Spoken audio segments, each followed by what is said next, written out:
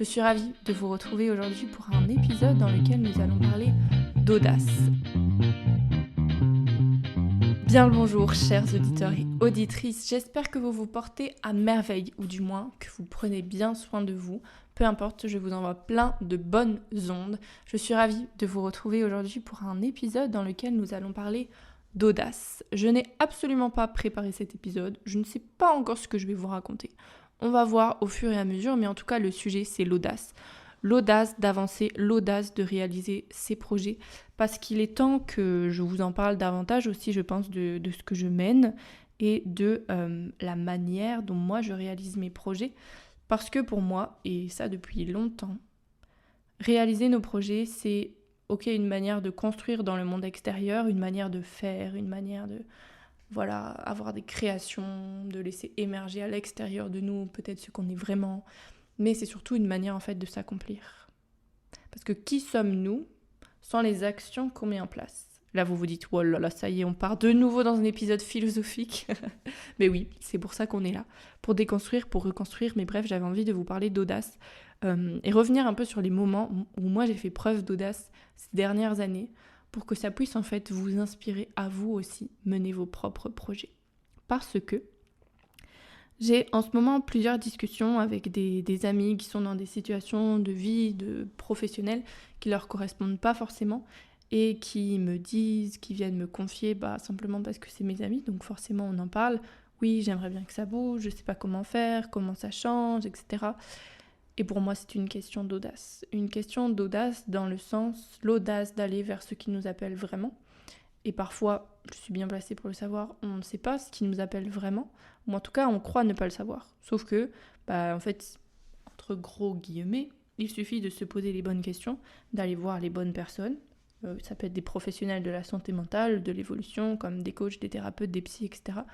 Ce type de bonnes personnes-là qui peuvent nous aider sur notre chemin d'évolution.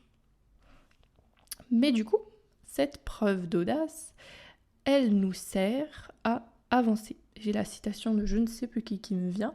C'est l'audace a du génie, du pouvoir et de la magie. Et tout est possible à celui qui rêve, ose, travaille et n'abandonne jamais. C'est deux citations que j'aime beaucoup. Et l'audace, c'est ce fait de oser aussi. D'oser aller toquer à une porte, d'oser aller là où on s'en croit pas capable, d'oser aller vers ce qui nous fait peur, de faire preuve d'audace, c'est ça, c'est le culot qu'on peut avoir dans les choses. Et je vous prends un premier exemple qui me vient avec cette notion de culot. Ce qui m'a permis de faire des ateliers dans les écoles en septembre 2023, c'est l'audace, c'est le culot, parce que donc j'étais étudiante entrepreneur quand j'ai fait mes études de communication, donc c'était de 2019 à 2022, et en avril 2022, j'ai créé mon entreprise qui s'appelait Révélez-vous, maintenant c'est Awake, le média qui éveille, mais bref, en avril 2022, ça va bientôt faire 2 ans, voilà. Dites-moi si vous voulez d'ailleurs un épisode de podcast spécial sur mes 2 ans d'entrepreneuriat, un peu peut-être mes leçons, ou si vous avez des questions particulières, ça peut être super intéressant, je pense, de faire un épisode de ce type-là pour vous partager du coup mes expériences forcément et comment moi je l'ai vécu et avoir des clés pour vous aussi d'inspiration ou de construction de vos propres projets, ça peut être top. Donc j'en reviens à mon exemple de l'école, je vous disais, j'ai été étudiante entrepreneur du coup pendant ma dernière année en communication, donc l'année scolaire qui s'est finie en juin 2022. Et ensuite, en mars 2023, comme tous les ans, la cellule étudiant-entrepreneur de laquelle je faisais partie organise tous les ans une soirée de témoignages avec des entrepreneurs qui viennent partager leur parcours. Et en fait, c'est une soirée aussi qui permet de faire découvrir la cellule étudiant-entrepreneur à des étudiants de l'école qui voudraient faire partie de cette cellule et développer leur projet entrepreneurial. Donc moi, j'ai été invitée à cette soirée-là dans le public. Et du coup, j'ai pu participer aux témoignages, écouter et tout ça. Et en fait, il y a un retour qui m'est sauté aux yeux après, c'est ok, on parle d'entrepreneuriat. Les témoignages qui sont venus, c'était 3 sur 4 des gens qui vendaient des produits. Et l'autre personne qui vendait des services, c'était du montage vidéo et tout ça pour un service de communication plutôt. Mais déjà, aucun témoignage par rapport à un service d'accompagnement de la personne, d'évolution de soi, alors que la cellule étudiant-entrepreneur se se développe dans toute l'école, et toute l'école inclut aussi des études d'assistants sociaux par exemple, de psy, des métiers plus dans l'humain, dans le service à la personne justement. Donc déjà ça, je trouvais que c'était un manque, c'était aussi restreindre un peu le champ des possibles, et puis c'était aussi dire ok très bien, on veut pousser les étudiants à lancer leurs projets, etc. On leur donne des cours, des notions sur l'entrepreneuriat, mais dans le concret de ce que eux ils vivent au quotidien pendant leurs études et en tant qu'entrepreneur, il n'y a rien sur comment je m'organise entre mes cours et mon entreprise, développer mon mindset, un bon état d'esprit, surmonter les barrières que j'ai. Tout ça, il n'y avait pas. Du coup, je me suis dit, bon, ok, qu'est-ce que je fais ? Moi, j'ai les compétences pour intervenir sur ces sujets-là. Eux, ils ont un manque à ce niveau-là. Faisons le match. Ce sont 2 pièces de puzzle qui peuvent rentrer ensemble. Du coup, j'ai pris mon culot, mon audace à 2 mains, et j'ai écrit un petit mail à la prof responsable de ça pour lui dire blablabla, merci de m'avoir invité, bien sûr on met les formes, et surtout, voilà, je me permets de soulever que, à mes yeux, il manque de ceci, de cela. J'ai échangé avec quelques étudiants, ce qui était vrai aussi, qui m'ont fait la même réflexion qu'il manquait d'exemples de personnes qui ont une entreprise dans le service à la personne, dans le développement de ce type d'activité, et puis de concret sur la vie des étudiants entrepreneurs. Et je lui dis, ce qui tombe bien, tiens, comme par hasard, c'est que moi j'ai toutes ces compétences-là et que ça me ferait grandement plaisir de pouvoir les amener dans la cellule étudiant entrepreneur. Est-ce que vous êtes ouverte à ce qu'on en discute ? Voilà l'audace dont j'ai fait preuve et où derrière la personne m'a répondu oui, je suis d'accord avec toi, c'est vrai qu'il manque cela. Je fais une réunion avec les responsables de la cellule étudiant-entrepreneur et je te reviens. Elle ne m'est pas revenue, je l'ai relancée. On continue à être dans l'audace, on va jusqu'au bout de la graine qu'on a plantée. Je l'ai relancée, oui, justement Valentine, j'allais revenir vers toi. On te propose de venir donner 3 ateliers à la rentrée septembre sur un thème du genre booster son potentiel, etc. pour venir parler de tout ça. Des ateliers de 2 heures à destination de tous les étudiants. Comme ça ensuite on leur présente la cellule s'ils veulent rentrer là-dedans. Est-ce que ça te dit ? Bingo ! Bien sûr que oui, que je veux aller donner des ateliers dans les écoles. Même moi qui veux changer le système éducatif, c'est un peu genre le cheval de Troie qui va s'immiscer dans le système qui veut changer. Pour changer là où ça peut évoluer vraiment, c'est les consciences des étudiants qui sont présents. Donc c'était tout bénef. Et cette preuve d'audace m'a fait aussi donc ces 3 ateliers-là. Et cette année, à la soirée de témoignage qui est là, courant mars, qui d'ailleurs, je pense, sera passée au moment où vous écouterez cet épisode. Je vous ferai un petit retour sur Insta de comment c'était. C'est moi qui vais témoigner. C'est moi qui vais présenter mon entreprise, présenter comment j'ai fait, présenter les étapes. Et donc, les personnes auront un exemple d'un service, de l'évolution, en tout cas, d'une entrepreneuse qui était en communication, mais qui a proposé du coaching. Et bref, tout mon parcours que vous connaissez. Ou si vous ne connaissez pas encore, dites-le moi. Et je referai un épisode présentation, évolution, ça peut être très intéressant. Voilà une preuve d'audace. Alors, ça m'a coûté quoi d'envoyer un mail ? Rien. Quelques minutes de mon temps. Mais quelques minutes de mon temps pour tous les bénéfices derrière que moi j'en tirais parce que ça fait sens pour moi. Ça, c'est une preuve d'audace. Pareil, quand je suis partie en Finlande, et juste aussi, je raconte tout ça pas pour me la péter, quoique ça fait du bien parfois de se valoriser, de se saucer un peu, mais c'est surtout pour vous inspirer et pour vous montrer que c'est possible, que si moi je peux le faire, vous pouvez le faire aussi. J'ai pas de super pouvoir, pas de talent, rien de plus que vous, hormis cette audace-là, que vous pouvez aussi aller chercher en vous.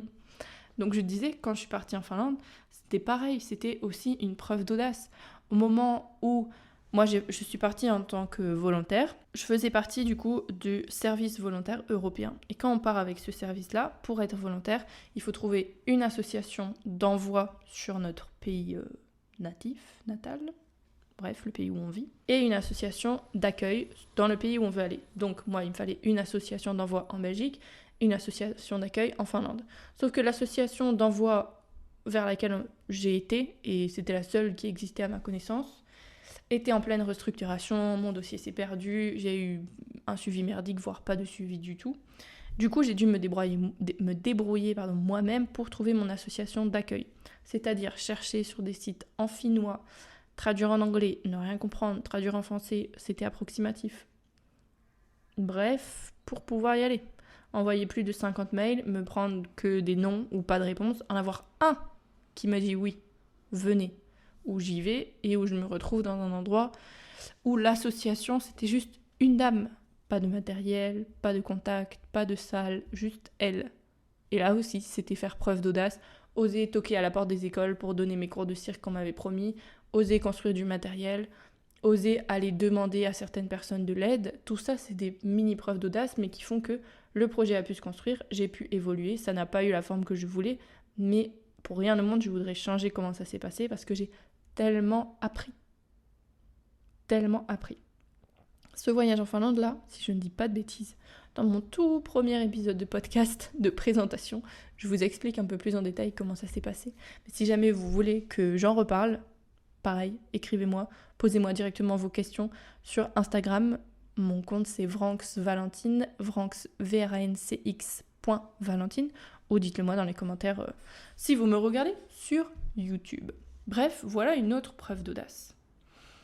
Et la preuve d'audace la plus récente que j'ai eue, ah oui non, même, attendez, avant ça, quand même, parce que ça c'était quelque chose de très gros, c'est que cette preuve d'audace-là, par rapport à l'école là, où j'ai fait un retour comme quoi il manquait des éléments et que j'ai donné des ateliers, que j'ai ma place en témoignage, c'est que les ateliers se sont bien passés, les profs ont adoré, elles ont donné mes contacts à leurs supérieurs pour cette cellule étudiant entrepreneur qui est subventionnée par Wallonie Entreprendre.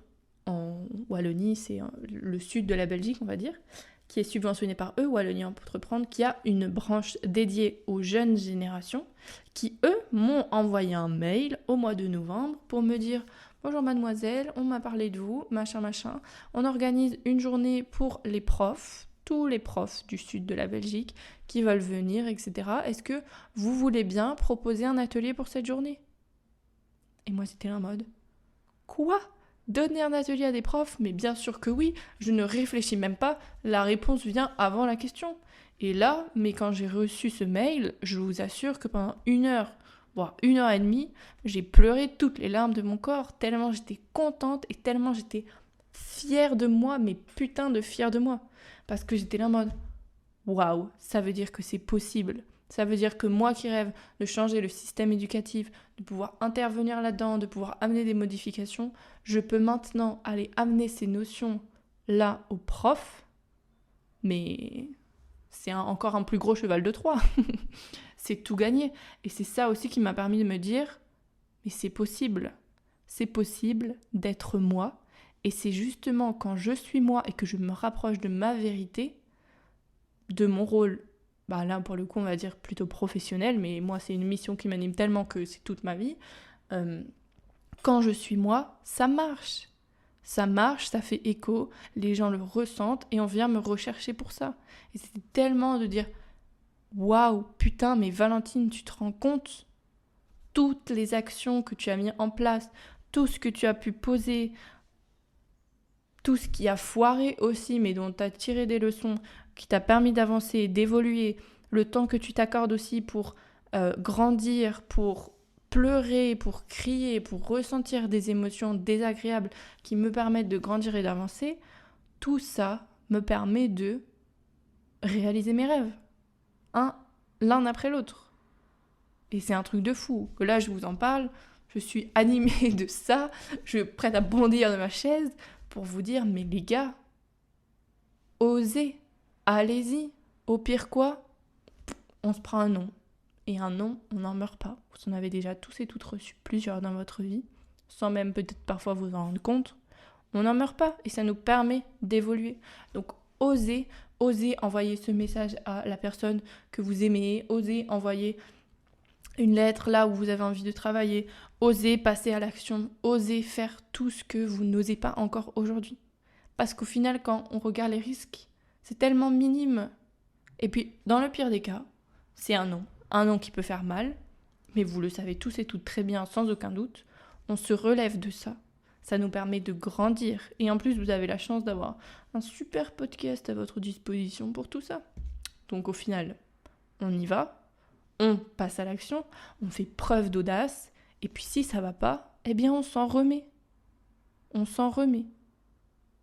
Et alors, j'ajoute quand même un grain de flexibilité, en tout cas un grain de modération dans mes propos. Je ne suis pas en train de vous dire, prenez la fusée, allez sur Mars, mais non.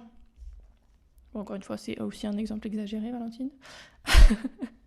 C'est pas grave. Tout ça pour dire, je suis pas en train de vous dire non plus que quand on veut, on peut. Parce que la volonté ne fait pas tout. Mais par contre, l'audace fait beaucoup. Donc, si vous le sentez, si vous avez envie, si là vous vous dites je suis pas sûre, mais j'aimerais bien, mais je suis pas sûre, parce que le je suis pas sûre, c'est toutes vos peurs, toutes vos craintes, tous vos blocages qui parlent, allez-y quand même. Allez-y maintenant. Tout de suite là, prenez votre téléphone, passez ce coup de fil que vous devez, envoyez ce mail que vous devez, parce que c'est comme ça que vous allez avancer et que vous allez aussi vous rendre fier de vous. Et c'est la meilleure chose à vivre dans sa vie. Moi, je vous le souhaite à tous et toutes de ressentir toutes ces émotions fortes que j'ai ressenties quand j'ai reçu ce mail de l'école là. Parce que c'est prendre conscience que être soi, c'est possible d'être soi, et surtout, c'est en fait en étant soi que ça marche. Il y a un autre exemple que je vous donne, ma dernière preuve d'audace qui m'a fait ressentir les mêmes émotions, c'est envoyer un mail à un gars qui a créé ses propres documentaires, que j'apprécie beaucoup. Les documentaires sont sur le futur du travail. Moi, je veux parler du futur de l'éducation, ça fait sens. Le gars a près de 5 ans d'expérience là-dedans, dans son média. Il en est à son 4e documentaire. Il a des expériences, il a des contacts, il a des leçons à m'apporter. J'ai dit, ok, j'envoie un mail pour demander ce qu'ils me suivent sur le développement de mon propre média. Bon, et on va rendre à César ce qui est à César. C'est grâce aussi à l'impulsion de mes proches, qui m'ont dit, Valentine, pourquoi t'enverrais pas un mail ? Je me suis dit, ah ouais, allez, ni une ni deux, Valentine écrit son mail. Bonjour, je t'envoie cet email avec cœur et audace pour te demander de me suivre sur mon projet. Voici en quelques mots mon projet, voici pourquoi ça m'intéresse de travailler avec toi, voici pourquoi je serais honorée que ce soit toi qui m'accompagne là-dessus. Est-ce que ça te dit ? Bien sûr que j'avais de la peur quand j'ai envoyé ce message-là, parce que j'étais là, qu'est-ce que la personne va penser de moi ? Du coup, regard de l'autre, est-ce qu'il va me dire oui, est-ce qu'il va me dire non ? Et puis qu'est-ce qu'on va faire derrière ? Je n'ai même pas réfléchi à ce qu'on allait faire derrière. Je sais pas quelle forme va prendre ce mentorat. Je sais juste que j'ai envoyé mon mail, que j'ai dit ce que je souhaite. Et en fait, tant qu'on ne le dit pas, l'autre ne peut pas le savoir. Et là, ça rentre dans le cadre professionnel, mais dans le cadre de votre vie de tous les jours. Exprimez-vous. Ça aussi, c'est une preuve d'audace. Osez dire ce qu'on pense vraiment. On peut apprendre après à mieux gérer sa communication, grâce notamment à la communication non verbale, qui propose des techniques pour s'exprimer de manière à pouvoir dire nos émotions, dire nos ressentis vraiment, ce qui ne nous convient pas, sans brusquer l'autre, sans être en mode défensive frontale. Mais bref, tout ça pour dire, osez faire toutes ces petites choses-là. Et du coup, pour quand même terminer mon exemple, c'est que ce monsieur à qui j'ai envoyé un mail m'a répondu en disant « Mais merci beaucoup, ça me touche que tu aies pensé à moi. Avec grand plaisir, je t'accompagne sur ton projet. » Et moi, j'étais en mode « Yes, ça y est, c'est parti !» C'est parti. Et on s'est appelé la mi-février. On a raccroché au bout d'1 heure. Est-ce qu'ils me disent « Bon, rendez-vous l'année prochaine pour la sortie de ton documentaire, en fait. » J'étais en mode « Oui, ça y est !» Donc voilà, c'est bon là maintenant, je suis en train d'écrire mon documentaire. Il y a différentes étapes par lesquelles je dois passer. Mais les gars, attendez-vous à ce que je vous fasse gagner des places pour venir à l'avant-première en fait. Donc voilà, faisons preuve d'audace. Osons demander ce qu'on hésite. Parce que dans le pire des cas, on se prend un non. Et c'est pareil, un exemple tout bête encore. Après on va conclure tout doucement cet épisode. Un exemple tout simple, c'est le bus. Vous allez me dire, le bus, l'audace, quel est le rapport ? Vous allez comprendre tout de suite. Le bus. Moi, quand je sors de mon travail dans l'association où je suis, chez Émergence à Bruxelles, j'ai un bus à prendre. L'arrêt de ce bus que je dois prendre, il se trouve à quelques mètres du feu rouge. C'est-à-dire que si quand moi j'arrive au passage piéton, le bus est à l'arrêt et que moi je suis pas encore arrivée, j'ai une chance de pouvoir monter dans le bus quand lui il a fait quelques mètres et qu'il est arrêté au feu rouge. Sauf que quand lui il est arrêté au feu rouge, il est plus arrêté à l'arrêt de bus. Donc moi je dois faire preuve d'audace pour oser toquer au carreau et demander s'il veut bien me laisser rentrer. C'est une preuve d'audace de, à chaque fois que ça m'arrive, toquer au carreau et voir s'il m'ouvre ou pas. La plupart du temps il m'ouvre. Il n'y a qu'une seule fois où il m'a dit non, c'est bon. Donc j'ai attendu le bus d'après, c'est pas grave, c'était pas très long à l'attendre.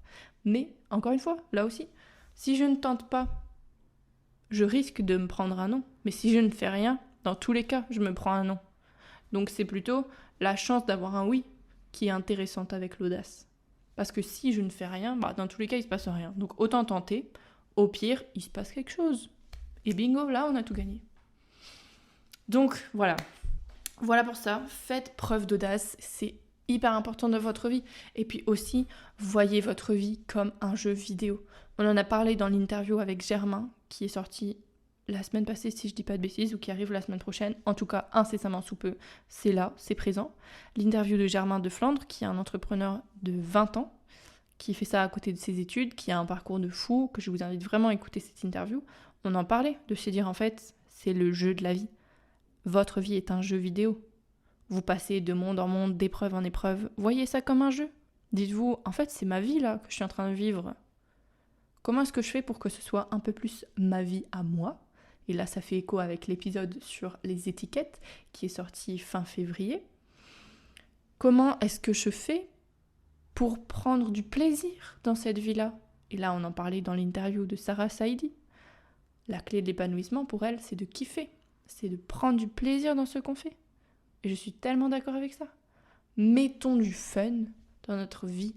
Lâchons-nous la grappe sur tout doit être parfait, sur ça doit ressembler à ceci ou à cela. Faites en sorte que ça vous ressemble à vous. Et comment faire pour que ça vous ressemble à vous ? Soyez dans la spontanéité de l'instant. Et quand vous écrivez vos messages, quand vous avez envie de faire des demandes, d'adresser des projets, connectez-vous à votre cœur pour ça, à votre intention, à tout le plaisir que vous avez envie d'y mettre là-dedans.